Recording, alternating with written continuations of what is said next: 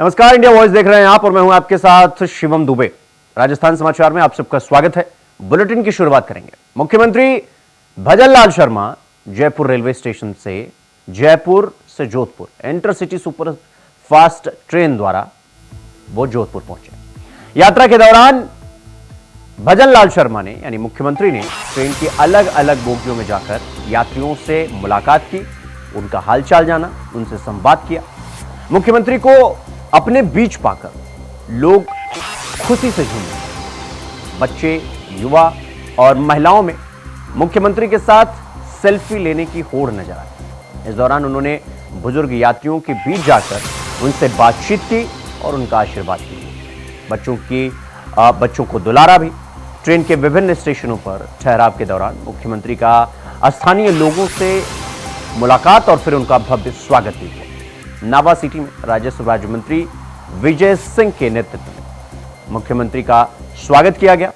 इसके अलावा फुलेरा, कुचामन सिटी, मकराना, डेगाना और मेड़ता रोड स्थित अन्य स्टेशनों पर भी मुख्यमंत्री का जोरदार स्वागत किया गया। इससे पहले जयपुर रेलवे स्टेशन पहुंचने पर मंडल रेलवे प्रबंधक विकास पुरवार, स्टेशन डायरेक्टर मिहिर देव, वरिष्ठ मंडल सुरक्षा आयुक्त भवप्रीता सोनी और अन्य रेलवे स्टेशन अधिकारियों ने उनका जोरदार स्वागत किया।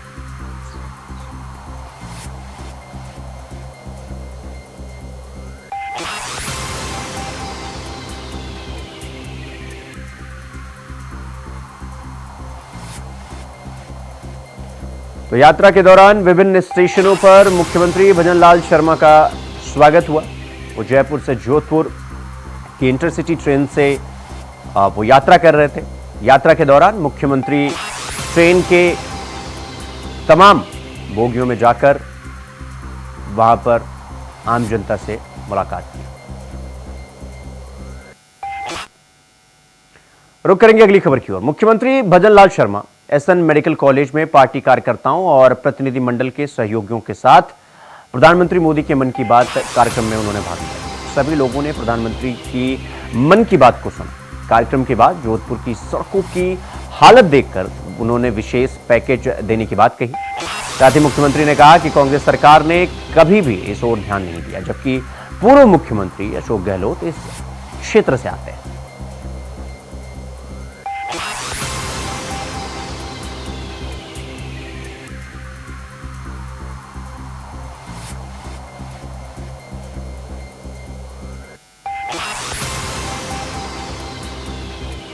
तो प्रधानमंत्री के मन की बात कार्यक्रम में मुख्यमंत्री भजनलाल शर्मा शामिल हुए और कार्यक्रम के बाद सड़कों की खस्ता हालत देखकर मुख्यमंत्री ने सड़क निर्माण के लिए विशेष पैकेज का ऐलान करने की बात कही।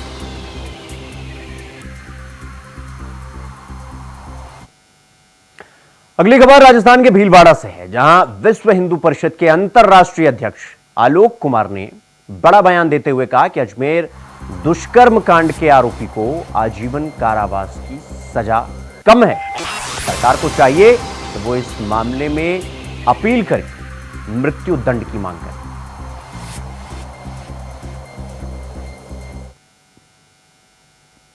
और आगे आने वाले समय में हम राम मंदिर से राम राज्य की ओर चलेंगे।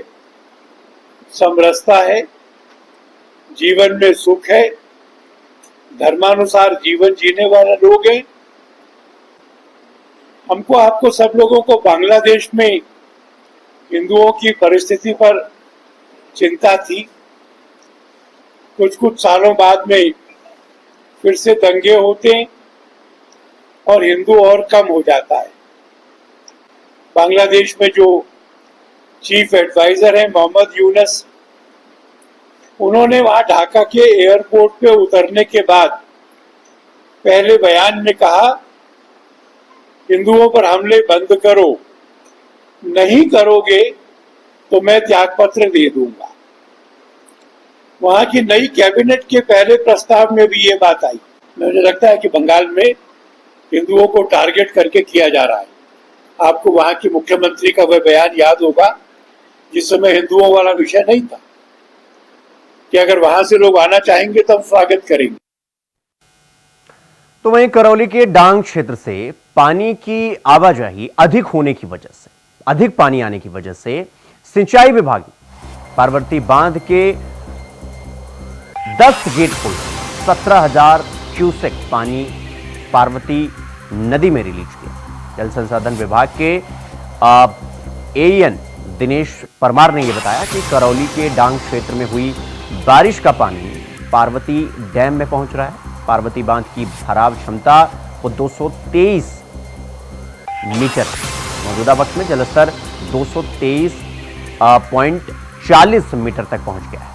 उन्होंने बताया कि बांध के कैचमेंट एरिया में पानी की जोरदार आवक हो रही है।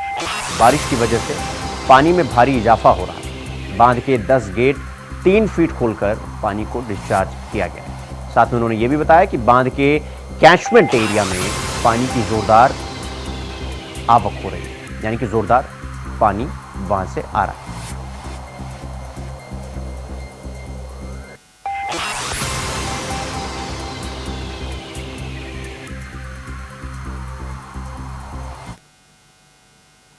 तो वहीं भारत के प्रमुख सूफी आध्यात्मिक धर्म गुरुओं ने अल्पसंख्यक मामलों के मंत्री किरेन रिजिजू से राजधानी दिल्ली में मुलाकात की।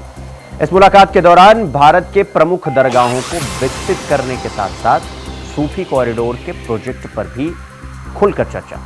केंद्रीय मंत्री किरेन रिजिजू और भारत के प्रमुख सूफी आध्यात्मिक धर्म गुरुओं के बीच हुई इस ऐतिहासिक बैठक में यह कहा गया कि यह बैठक आध्यात्मिक और सामुदायिक विकास पहल को मजबूत करने में मील की पत्थर साबित हुई। खबरों में आगे बढ़ेंगे। जम्मू कश्मीर में चुनाव और फिर पूर्व कांग्रेस और एनसी में हुए गठबंधन को लेकर राजस्थान के मुख्यमंत्री भजनलाल शर्मा ने कई सवाल खड़े किए हैं, कई सवाल दागे। मुख्यमंत्री भजनलाल शर्मा ने कांग्रेस पर इस दौरान जमकर हमला भी किया है। मुख्यमंत्री ने यह कहा कि कांग्रेस से सवाल पूछते हुए यह कहा कि वो जम्मू कश्मीर में क्या फिर से धारा 370 लाना चाहते हैं। भजनलाल शर्मा ने आगे कहा कि कांग्रेस के नेता राहुल गांधी फारूक अब्दुल्ला के साथ गठबंधन करने जा रहे हैं। यह बात हम सबको सोचना होगा। पिछले दिनों नेशनल कॉन्फ्रेंस द्वारा दिए गए बयान देश हित में नहीं है। साथ में भजनलाल शर्मा ने यह पूछा कि क्या कांग्रेस धारा 370 का समर्थन करती है या फिर धारा 370 को दोबारा स्थापित करने में उनका साथ दे रही है। क्या उनकी बयान और सोच से हम लोग सहमत हो सकते हैं। 370 के हटने से हमारे जो दलित भाई SC ST के जो लोग वहां रहते हैं उनको आरक्षण का लाभ वहां पर मिल रहा है 370 होने की वजह से। क्या कांग्रेस उनके आरक्षण को भी खत्म करना चाहती है।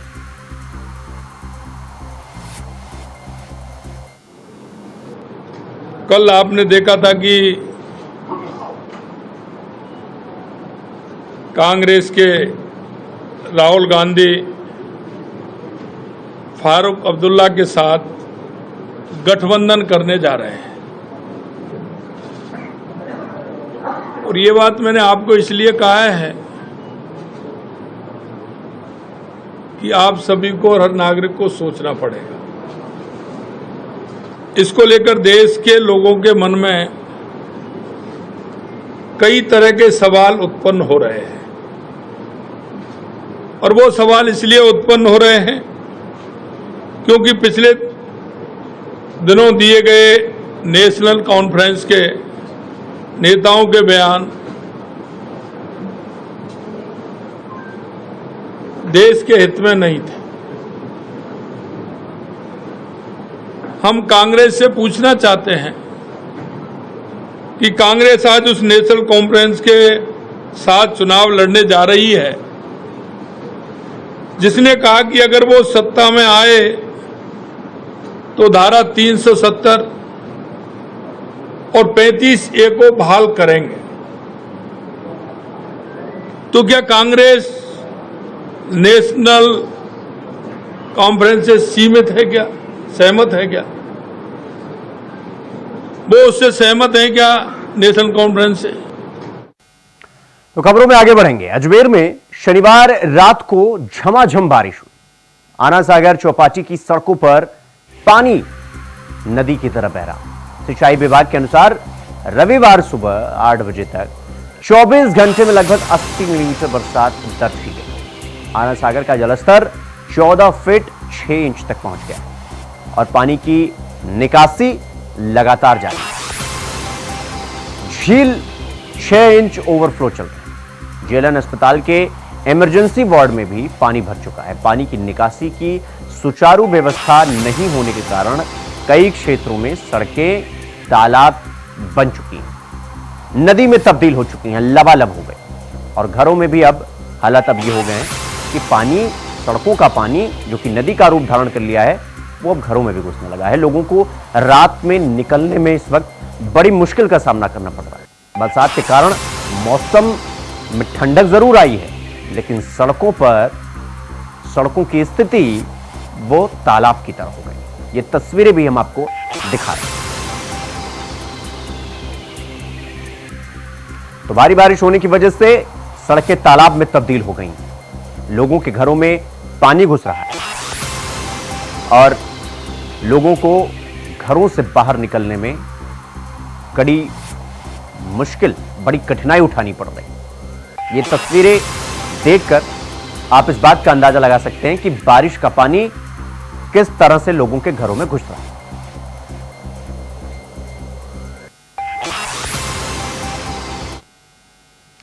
तो अगली खबर टोंक से है, जहां बीजेपी प्रभारी राधा मोहन दास का लगातार विरोध हो रहा है।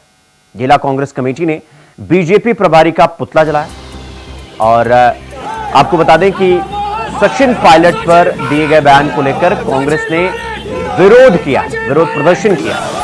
कांग्रेस ने राधा मोहन दास से माफी मांगने की बात की। जिला अध्यक्ष हरिप्रसाद बैरवा के नेतृत्व में उनका पुतला दहन किया गया है और पीसीसी उपाध्यक्ष रामविलास चौधरी भी इस प्रदर्शन के दौरान वहां पर मौजूद हैं। आपको बता दें कि बीजेपी के प्रदेश प्रभारी राधा मोहन दास अग्रवाल ने कांग्रेस के राष्ट्रीय महासचिव और टोंक से विधायक सचिन पायलट पर जाति की राजनीति करने और अल्पसंख्यक वोटों के खातिर टोंक आने की बात कही।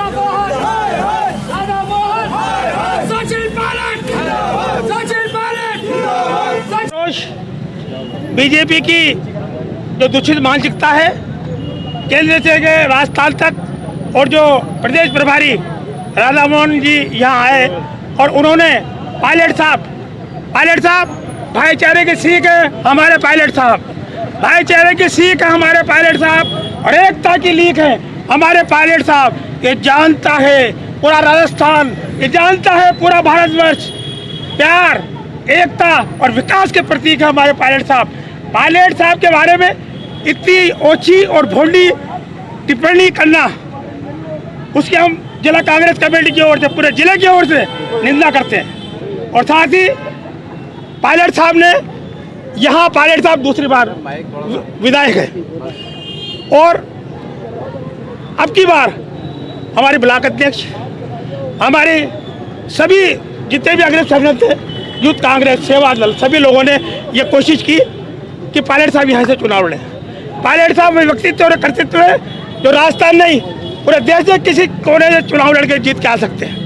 लेकिन जो भोंडी प्रतिक्रिया उन्होंने की राधा मोहन जी ने, उसकी हम कड़े शब्दों में जिला कांग्रेस के कमेटी के माध्यम से, पूरे जिले के माध्यम से निंदा करते हैं। और साथ ही तो अगली खबर छिपा बड़ौत से है, जहां कस्बे के अनाज मंडी से गुरुकृपा पेट्रोल पंप तक अकेलरा रोड तक की सड़क अत्यंत जर्जर हो चुकी है।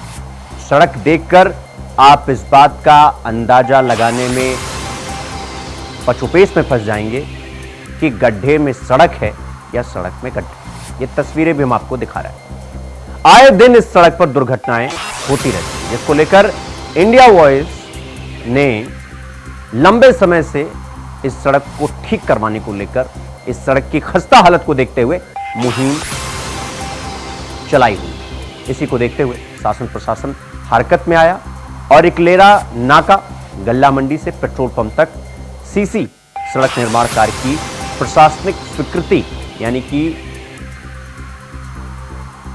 अब इस सड़क का पुनर्निर्माण किया जाएगा। इस सड़क निर्माण के लिए 5 करोड़ 15 लाख की राशि वो अलॉट कर दी गई है, यानी स्वीकृति मिल गया है। इस सीसी सड़क की चौड़ाई तकरीबन 7 मीटर रखी गई है। सड़क के दोनों ओर 1.5 लगभग 1.5 के आसपास मीटर के सीसी ब्लॉक बनाए जाएंगे। इकलेरा नाका गल्ला मंडी से पेट्रोल पंप तक सड़क नहीं होने से वहां के क्षेत्रवासियों को काफी समस्या का सामना करना पड़ रहा है। क्षेत्रवासियों ने इंडिया वॉइस की सच्ची और निडर जनहित पत्रकारिता की इस दौरान सराहना की।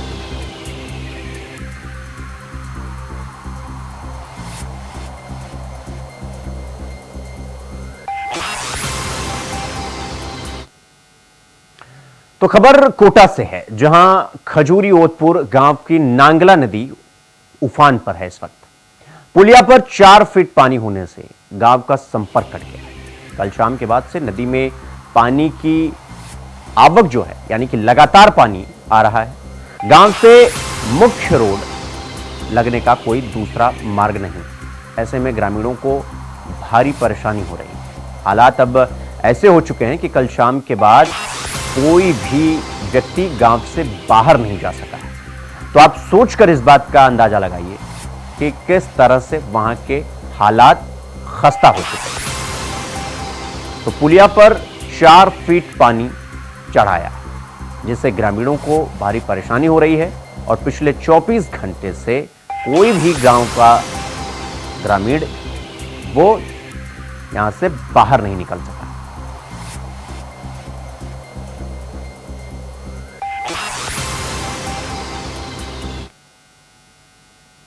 वहीं टोल प्लाजा पर छठे दिन संयुक्त किसान मोर्चा का लगातार धरना प्रदर्शन चल रहा है। धरना स्थल पर पहुंचे अनूपगढ़ के जिलाधिकारी अजीत कुमार गोदारा, तहसीलदार सतीश राव और बाकी पुलिस बल मौके पर पहुंचे और टोल प्लाजा पर बातचीत के दौरान किसानों से एसडीएम वहां पर पहुंचे और मुलाकात की। विधायक शिमला नायक, कॉमरेड सुनील गोदारा, किसान नेता राजू जाट और बाकी किसान, विभिन्न यूनियनों के पदाधिकारी वहां पर इस दौरान मौजूद थे।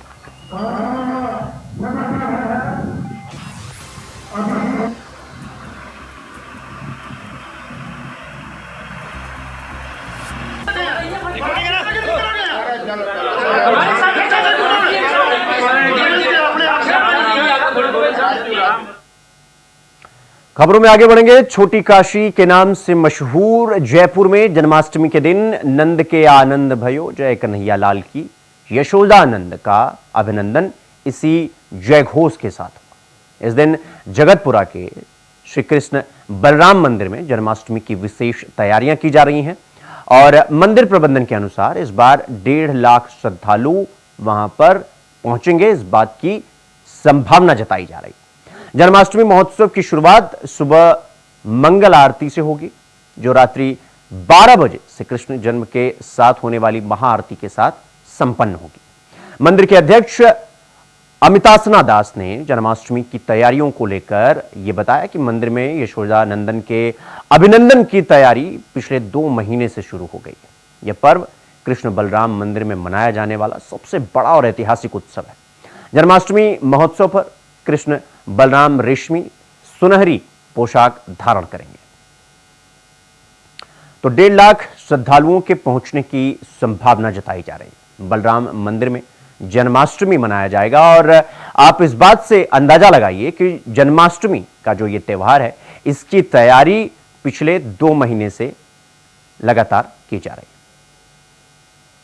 इसके साथ ही मंदिर में विशेष क्या रहा और क्या कुछ कार्यक्रम जन्माष्टमी पर्व पर होने हैं, इसे लेकर हमारे साथ मौजूद है मंदिर के मीडिया कोऑर्डिनेटर और इस कार्यक्रम को लेकर विशेष नज़र बनाए हुए हैं इनकी सिद्ध स्वरूप प्रभु हमारे साथ है। प्रभु, इस बार का जो जन्माष्टमी कार्यक्रम है किस लिहाज से खास है और मंदिर की प्रबंधन की ओर से क्या कुछ तैयारियाँ? जी, बेसिकली ये जन्माष्टमी 5251वीं जन्माष्टमी है।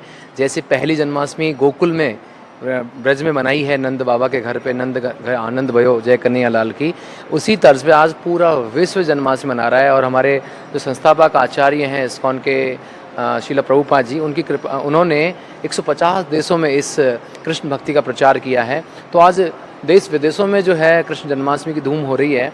और इसी तर्ज पर आज कृष्ण बलराम मंदिर जो कि जयपुर में है, जगतपुरा में, यहाँ पर विशेष ठाकुर जी की झांकी लगाई जाएगी। रोज़ ही जो है नए नए अलंकार लगाए जा रहे हैं भगवान के लिए, फूलों से विशेष झांकियाँ, अलग अलग प्रकार की झांकियाँ बन रही हैं रोज़। और उस दिन विशेष पोशाक बनवा रही हैं जो कि मथुरा वृंदावन से मंगवाई गई है पोशाक, वो पोशाक ठाकुर जी धारण करवाई जाएगी। और मंदिर में जो है पूरा मंदिर को फूलों से सजाया जाएगा, लाइटिंग से सजाया जाएगा, तो पूरी सजावट होगी। और दिन भर सुबह 7:30 बजे भगवान का दर्शन खुलेगा, 7:30 बजे से लेकर के ये दर्शन जो है रात को 12 बजे तक दर्शन रहेगा। और दिन भर जो है भक्त लोग जो है भजन और कीर्तन करेंगे यहाँ पर, और भगवान का अनवरत दर्शन रहेगा। 4 लाइनें लगाई गई हैं जिनके माध्यम से इस बार पिछले बार से जो है आधे ही समय में दर्शन हो जाएंगे, तो ज़्यादा लाइनों की व्यवस्था की गई है ताकि स्मूथली और जल्दी दर्शन भक्तों को हो सके। ये सब व्यवस्थाएं इस बार की जा रही हैं। जहां हम देखते हैं कि जयपुर का एक हिस्सा, अगर हम कहते हैं पूर्वी हिस्से को छोड़ दिया जाए, तो जयपुर की तमाम आबादी इस मंदिर में आ रही है जी। और भीड़ इस बार है। क्या कुछ अप्रॉक्स आप लेकर चल रहे हैं? क्या पुलिस की ओर से क्या परमिशन है, क्या तैयारियां इसको लेकर है? जी, जयपुर जो पुलिस कमिश्नरेट हैं वहाँ उसकी पूरी टीम यहाँ पर, पूरा जाब्ता यहाँ पर आ रहा है। हज़ारों की संख्या में जो पुलिस की संख्या यहाँ पर पहुँचेंगी और उन्होंने पूरी सुरक्षा व्यवस्था यहाँ पर देख रहे हैं। मैं आप बताऊँ यहाँ पर इतने सुरक्षा की दृष्टिकोण से बात करूँ मैं यहाँ पर, तो करीब 30-40 कैमरे लगे हैं एक्स्ट्रा पुलिस की तरफ से। हमारे मंदिर के करीब सैकड़ों कैमरे लगे हुए हैं जगह जगह पर, तो वो सुरक्षा व्यवस्था पूरी है। पुलिस का पूरा प्रशासन यहाँ पर हमारे साथ है। उन्होंने ऐसे कैमरे भी लगाए हैं जो कि जिनको पूरी सुरक्षा व्यवस्था को देख सकें पुलिस। और हम बात कर रहे हैं कि लाइनिंग जो है इस बार एक्स्ट्रा पुलिस ने इसका किया है कि वो लाइनिंग लगाएं एक्स्ट्रा, ताकि लोगों को जल्दी दर्शन हो सके। बात करें पार्किंग की, तो 5000 कार के लिए भी पार्किंग की व्यवस्था की गई है कि आसपास जो है मंदिर के आसपास में ही जो है पार्किंग की व्यवस्थाएं भी सुचारू रूप से रहेगी। जी, इस बार हम देखिए कि एक विशेष तौर पर भक्तों में एक उत्सुकता है कि एक मंदिर जो मंदिर के बगल में ही बन रहा है, वो राधा गोविंद का मंदिर है, वो कब तक पूरा होगा? क्या इस बार दर्शन? आप ये, मैं मंदिर का मैं मॉडल के पास में आपको लेकर चलता हूँ। ये मंदिर राजस्थान का सबसे बड़ा मंदिर होगा जो कि बन के तैयार हो रहा है। अगले 3 साल में ये मंदिर तैयार हो जाएगा और इस मंदिर में श्री राधा कृष्ण और सीताराम दरबार होगा यहाँ पर।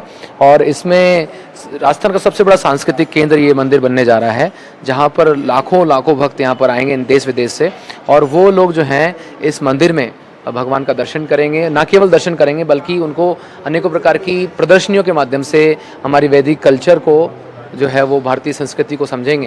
तो ये सब यहाँ पर होने वाला है। जी, कौन एक मेथोडोलॉजी पे चलता है जहाँ पर जो भारतीय संस्कृति है और उसको बढ़ावा देने के लिए हर साल कल्चरल प्रोग्राम होते हैं। कितने सालों के कल्चरल प्रोग्राम में आप कितना बढ़ावा देख रहे हैं युवाओं के लिए?